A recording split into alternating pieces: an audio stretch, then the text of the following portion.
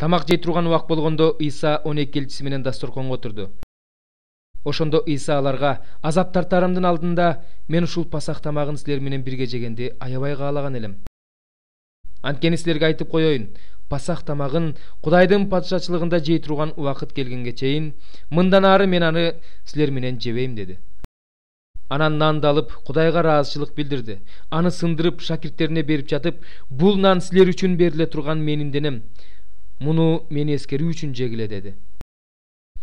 Анан чөйчөктү алып Кудайга ыраазычылык билдирди да аны шакирттерине узатып жатып мындай деди: баарыңар мындан ичкиле. Анткени бул көптөрдүн күнөөлөрүнүн кечирилиши үчүн төгүлүп, жаңы келишимди беките турган менин каным. Силерге айтып коеюн, атамдын падышачылыгында силер менен жаңы шарап ичер күн келгенге чейин мен мындан ары жүзүм ширесинен ичпейм. Кеч киргенде Иса 12 шакирти менен дасторконго отурду. Бирок мына мага чыккынчылык кыла турган адам мени менен бирге дасторконго кол узатып жатат. Баарыңар жөнүндө айтып жаткан жокмун. Мен өзүм тандап алган адамдарымды билем. Бирок ыйык жазуудагы мени менен бир дасторкондо отурган адам мага согончогун көтөрдү деген сөз аткарылышы керек. Мен бул сөздү силерге аткарыла элек деле айтып жатам. Аткарылгандан кийин ошол мен экендигиме ишенип каласыңар. Чындыкты силерге чындыкты айтып коеюн. Ким мен жиберген адамды кабыл алса, ал мени кабыл алган болот. Ал эми мени кабыл алган адам мени жиберген Кудайды кабыл алган болот. Бул сөздөрдү айткандан кийин Иса кайгырып мындай деди: чындыкты силерге чындыкты айтып коеюн. Араңардан бирөө мага чыккынчылык кылат. Ошондо элчилер: биздин арабыздан ким чыккынчылык кылат болду экен деп бири-биринен сурай башташты. Шакирттер өз ара кимибиз чоңбуз деп талаша кетишти.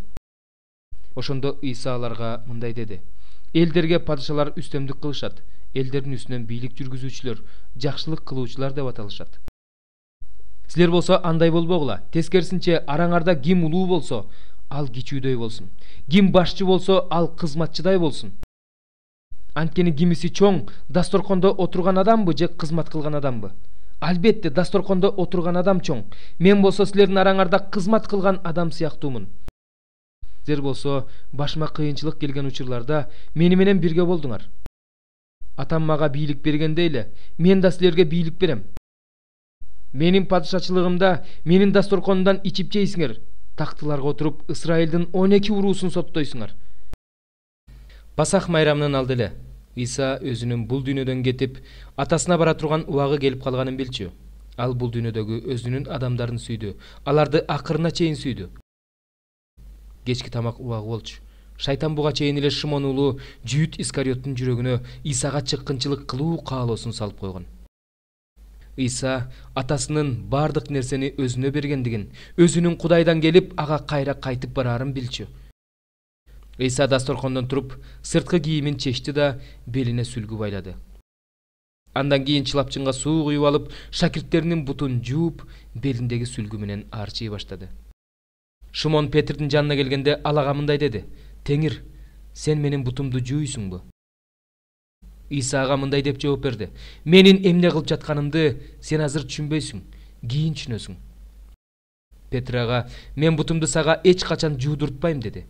"Эгерде мен сенин бутуңду жуубасам, анда сен мени менен үлүштөш болбойсуң" деп жооп берди Иса. Ошондо Шимон Петр ага: "Теңир, андай болсо бутумду гана эмес, колумду да, башымды да жуу" деди. Иса ага: "Жуулган адамдын бутун гана жууш керек, анткени ал таза.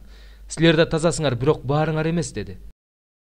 Анткени Иса кимдин чыккынчылык кылаарын билген, ошондуктан баарыңар эмес деди.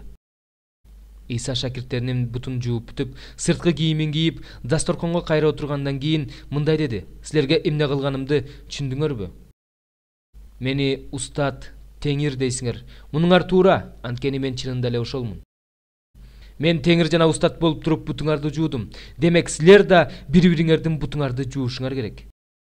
Анткени мен силерге үлгү көрсөттүм. Мен силерге эмне кылсам, силер да ошону кылгыла. Чындыкты силерге чындыкты айтып коеюн. Кул өз кожоюндан жогору эмес, жиберилген адам жиберүүчүдөн жогору эмес. Эгерде ушул билгениңерди аткарсаңар, анда бактылуусуңар." Алар бул сөзгө капа болушуп, биринин артынан бири "Мен эмеспи?" деп сурай башташты.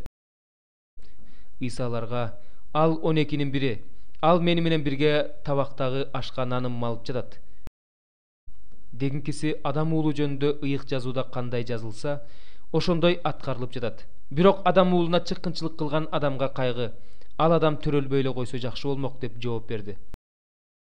Ошондо чыккынчылык кылган жүйүт да мен эмесминби устат деп сурады. Исага өзүң айтып жатасың деди.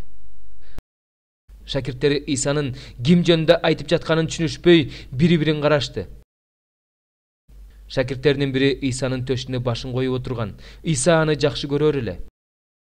Шимон Петр ага ким жөнүндө айтып жатканын сурачы дегендей белги берди. Исанын төшүнө башын коюп отурган ал: "Теңир, ал ким?" деп сурады. "Бир үзүм нанды табактагы ашкам алгандан кийин кимге берсем, ал ошол" деп жооп берди Иса. Анан ал бир үзүм нанды табактагы ашкам алды да Шимондун уулу Жүйүт Искариотко сунду. Нандалар менен жүйүттүн ичине шайтан кирди. Ошондо Иса жүйүткө: "Кылайын дегениңди тезирээк кыл" деди. Дасторкондо отургандардын эч кимиси Исанын ага эмне үчүн ушинтип айтканын түшүнгөн жок.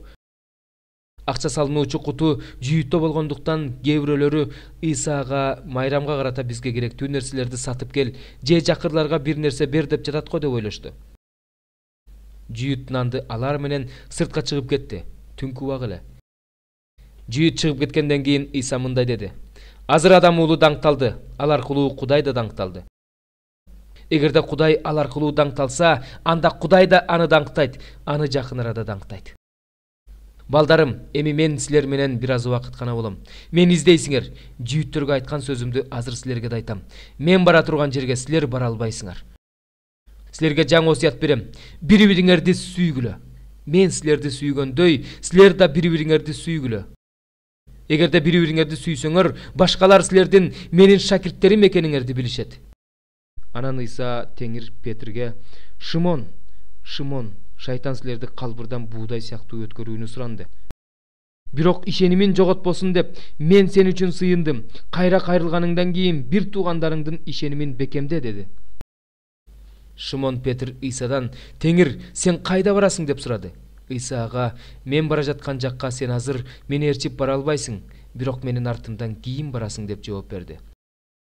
Петр ага: "Теңир, эмне үчүн мен сени азыр ээрчип бара албайм? Мен сен үчүн жанымды берем" деди. Петр болсо ага: "Теңир, мен сени менен түрмөгө отурууга да, өлүүгө да даярмын" деди. Бирок Иса ага: "Петр, сага айтып коеюн. Ушул түнү корооз кыйкырганга чейин сен мени билбейм деп 3 жолу танасың" деди. Кайгырбагыла. Кудайга жана мага ишенгиле. Атамдын үйүндө орун көп. Эгерде андай болбосо, мен силерге айтмакмын. Мен силерге орун даярдаганы бара жатам. Барып, силерге орун даярдап койгондон кийин кайтып келем да, мен болгон жерде силер да болууңар үчүн силерди жаныма алып кетем. Ал эми менин кайда бара жатканымды, ал жакка алып баруучу жолду силер билесиңер. Теңир, сенин кайда бара жатканыңды билбесек, ал жакка алып баруучу жолду кайдан билмек элек, деди Томас. Иса ага: "Жол, чындык жана өмүр менмин. Атама мен аркылуу гана барууга болот. Менсиз эч ким бара албайт. Эгерде мени билсеңер, атамды да билмексиңер. Ушул убакыттан тартып аны билип калдыңар жана көрдүңөр" деди.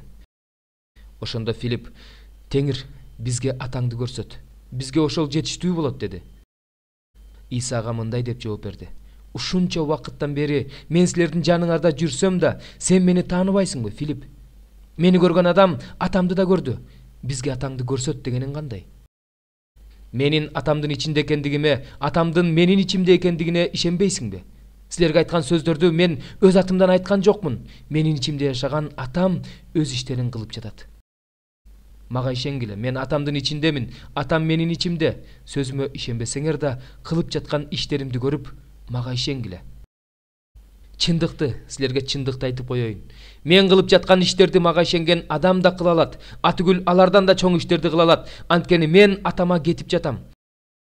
Атасы уулу аркылуу даңкталыш үчүн атамдан менин ысымым урматына эмнени сурасаңар да, мен аны аткарам. Менин ысымым урматына эмнени сурасаңар да, мен аны аткарам. Эгерде мени сүйсөңөр, осуяттарымды аткаргыла. Мен атамдан өтүнүп сурайм, атам силерге башка сооротуучуну, чындык рухун берет. Ал түбөлүк силер менен болот. Бул дүйнө аны кабыл ала албайт, анткени аны көрө да, биле да албайт. Ал эми силер билесиңер, анткени ал силер менен силердин ичиңерде болот. Силерди жетимсиретпейм, силерге кайра келем. Бир аз убакыттан кийин бул дүйнө мени көрбөй калат. Ал эми силер мени көрөсүңөр. Мен жашап жаткандыктан силер да жашайсыңар. Мен атамдын ичинде экендигимди, силер менин ичимде экендигиңерди, мен силердин ичиңерде экендигимди ошол күнү түшүнөсүңөр. Ким менин осуяттарымды билсе жана аткарса, ал мени сүйөт. Ал эми мени сүйгөн адамды атам сүйөт. Аны мен да сүйөм жана ага өзүмдү ачып берем. Ошондо Жүйүт, Искариот эмес, Исадан: Теңир, эмне үчүн сен өзүңдү дүйнөгө эмес бизге тааныткың келип жатат деп сурады. Иса ага мындай деп жооп берди: Ким мени сүйсө, ал менин сөзүмдү аткарат. Ошондо аны атам сүйөт. Биз ага келип, анын ичинен орун алабыз. Мен бул сөздөрдү силердин араңарда жүргөндө айттым. Менин ысымым урматына атам жибере турган сооротуучу, ыйык рух силерге баарын үйрөтөт жана мен айткан сөздөрдүн баарын эсиңерге салат. Силерге тынчтык калтырып жатам. Силерге өз тынчтыгымды берип жатам. Менин силерге бергеним бул дүйнөнүн бергениндей эмес, кайгырбагыла жана коркпогула. Кетем, бирок силерге кайра келем деп айтканымды уктуңар. Эгерде мени сүйсөңөр, анда менин атама барам деп айтканыма кубанмаксыңар, анткени атам менден улук. Мага ишенип калышыңар үчүн мен бул сөздөрдү алдын ала айттым. Алар аткарылгандан кийин силер мага ишенип каласыңар. Эми мен силер менен көп нерсени сүйлөшө албайм, анткени бул дүйнөнүн төрөсү келе жатат. Менин үстүмөн анын эч кандай бийлиги жок. Бирок дүйнө билсин, мен атамды сүйөм. Атам мага эмнени осуят кылган болсо, мен ошону аткарам.